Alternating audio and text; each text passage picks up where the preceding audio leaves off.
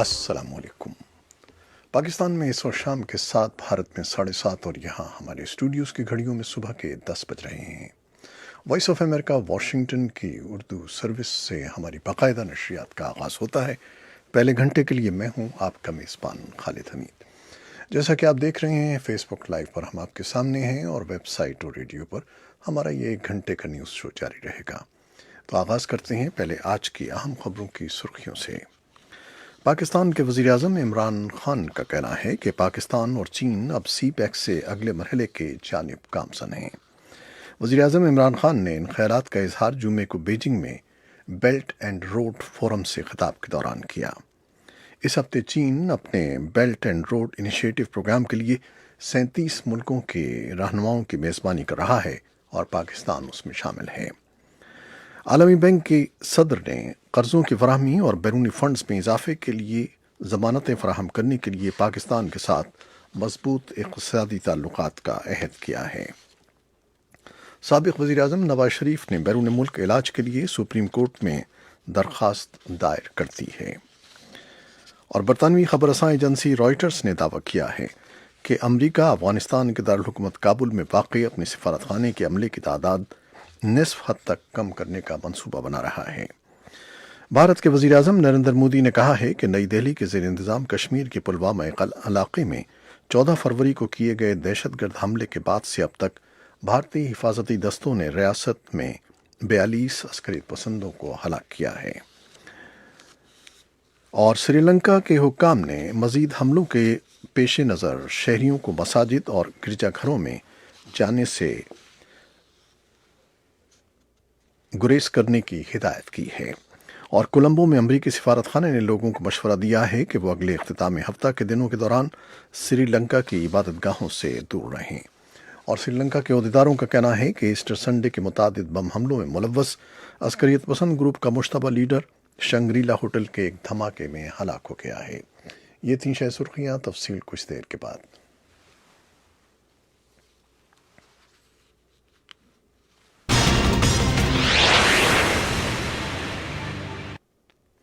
اور اب تفصیلات۔ پاکستان کے وزیر اعظم عمران خان کا کہنا ہے کہ پاکستان اور چین اب سی پیک سے اگلے مرحلے کی جانب گامزن ہیں۔ چین کے ساتھ دوستی کے لیے ہر طرح کے چیلنج سے نمٹنے کے لیے تیار ہیں۔ وزیر اعظم عمران خان نے ان خیالات کا اظہار جمعے کو بیجنگ میں بیلٹ اینڈ روڈ فورم سے خطاب کے دوران کیا۔ وزیر اعظم عمران خان نے اس موقع پر کہا کہ پاکستان وہ پہلا ملک تھا جس نے چین کے بیلٹ اینڈ روڈ یعنی BRI منصوبے میں شمولیت اختیار کی تھی۔ عمران خان نے کہا کہ چین پاکستان اقتصادی راہداری ایک پٹی ایک شاہراہ کے پروگرام کے بڑے حصے میں شمار ہوتا ہے، اور اس منصوبے نے نمایاں ترقی کی ہے۔ چین اپنے belt and road initiative program کے لیے 37 ملکوں کے رہنماؤں کی میزبانی کر رہا ہے۔ یہ ایک بڑے پیمانے کا ترقیاتی پروگرام ہے جس میں انفراسٹرکچر کے پروجیکٹس کے لیے $1 ٹریلین سے زیادہ کی رقم کی شمولیت کی توقع ہے۔ اس بارے میں ایک تفصیلی رپورٹ بھی ہم کچھ دیر میں آپ کے لیے پیش کریں گے۔ عالمی بینک کی صدر نے قرضوں کی فراہمی اور بیرونی فنڈز میں اضافے کے لیے ضمانتیں فراہم کرنے کے لیے پاکستان کے ساتھ مضبوط اقتصادی تعلقات کا عہد کیا ہے۔ پاکستان کے اخبار ڈان کی اطلاع کے مطابق ورلڈ بینک کی chief executive officer Kristalina Georgieva نے یہ وعدہ وزیر اعظم عمران خان سے بیجنگ میں ایک ملاقات میں کیا، جہاں وہ بیلٹ اینڈ روڈ فورم کے لیے جمع ہوئے ہیں۔ وزیر اعظم عمران خان نے عالمی بینک کے سربراہ کو ان اقدامات سے آگاہ کیا جو پاکستان کی حکومت نے حال ہی میں اقتصادی اور مالی صورتحال کو بہتر بنانے کے لیے کیے ہیں۔ بیجنگ میں پاکستانی سفارت خانے کی طرف سے جاری ہونے والی پریس ریلیز کے مطابق وزیر خارجہ شاہ محمود قریشی، خزانے کے لیے وزیر اعظم کے مشیر عبدالحفیظ شیخ اور مشیر تجارت عبدالرزاق داؤد بھی عالمی بینک کی سربراہ سے ملاقات میں وزیر اعظم کے ہمراہ تھے۔ سابق وزیر اعظم نواز شریف نے بیرون ملک علاج کے لیے سپریم کورٹ میں درخواست دائر کر دی ہے۔ سابق وزیر اعظم کا کہنا ہے کہ علاج اسی ڈاکٹر سے ممکن ہے جس نے برطانیہ میں ان کا علاج کیا تھا۔ سابق وزیر اعظم نواز شریف کی جانب سے 15 صفحات پر مشتمل نظر ثانی درخواست سپریم کورٹ میں دائر کی گئی۔ بھارت کے وزیر اعظم نریندر مودی نے کہا ہے کہ نئی دہلی کے زیر انتظام کشمیر کے پلوامہ علاقے میں 14 فروری کو کیے گئے دہشت گرد حملے کے بعد سے اب تک بھارتی حفاظتی دستوں نے ریاست میں 42 عسکریت پسندوں کو ہلاک کیا ہے۔ انہوں نے کہا کہ یہ ہمارے کام کرنے کا طریقہ ہے۔ بھارتی وزیراعظم نے یہ بھی کہا کہ مارچ 2015 میں بھارت کے زیر انتظام کشمیر کی علاقائی جماعت پیپلز ڈیموکریٹک پارٹی کے ساتھ ان کی بھارتیہ جنتا پارٹی کا مخلوط حکومت بنانے کا فیصلہ انتہائی آمیزش رکھتا تھا، لیکن ایسا جمہوری مجبوریوں کے تحت کرنا پڑا تھا۔ اس بارے میں سری نگر سے یوسف جمیل نے ایک رپورٹ بھیجی ہے جو کچھ دیر میں آپ کے لیے پیش کریں گے۔ برطانوی خبر رساں ایجنسی رائٹرز نے دعویٰ کیا ہے کہ امریکہ افغانستان کے دارالحکومت کابل میں واقع اپنے سفارت خانے کے عملے کی تعداد نصف حد تک کم کرنے کا منصوبہ بنا رہا ہے۔ رائٹرز کے مطابق سفارت خانے کے عملے میں کمی کا منصوبہ وزیر خارجہ مائک پومپیو کی ہدایت پر بنایا جا رہا ہے، جس پر عمل درآمد آئندہ مہینے سے شروع ہو سکتا ہے۔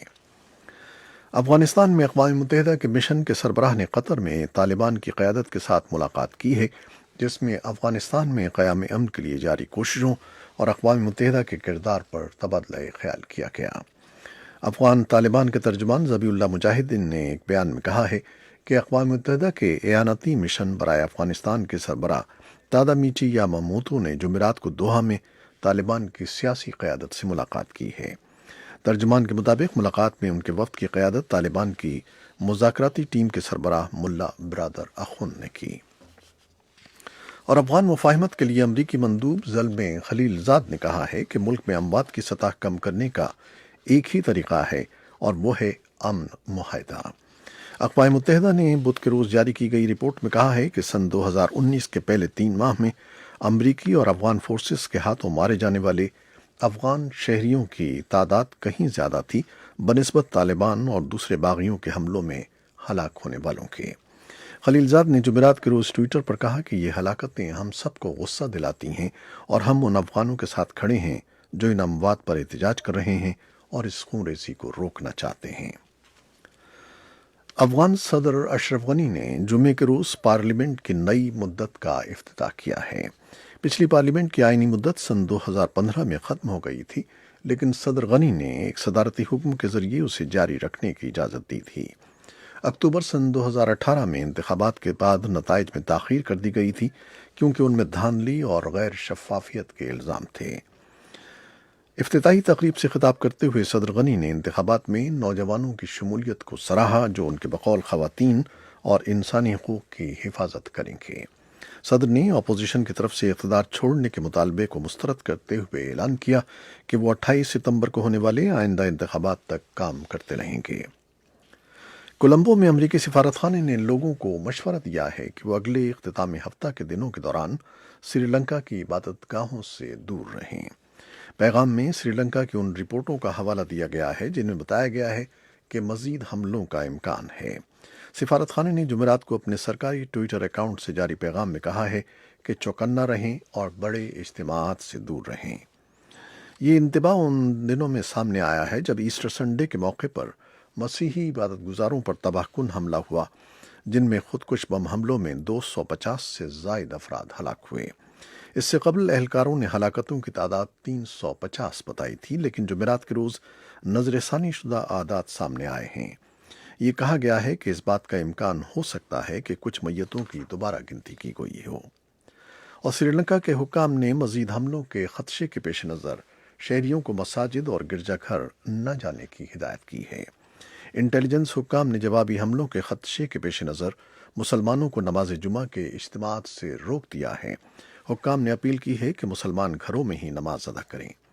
حکام نے متنبہ کیا ہے کہ اتوار کو ہونے والے خودکش حملوں کے بعد جوابی کارروائی کے طور پر مسلمانوں کی عبادت گاہوں کو نشانہ بنایا جا سکتا ہے۔ اس ضمن میں کار بم حملے کی اطلاعات بھی ہیں۔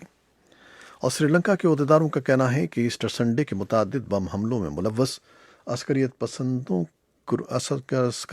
گروپ کا مشتبہ لیڈر شنگریلا ہوٹل کے دھماکے میں ہلاک ہو گیا ہے۔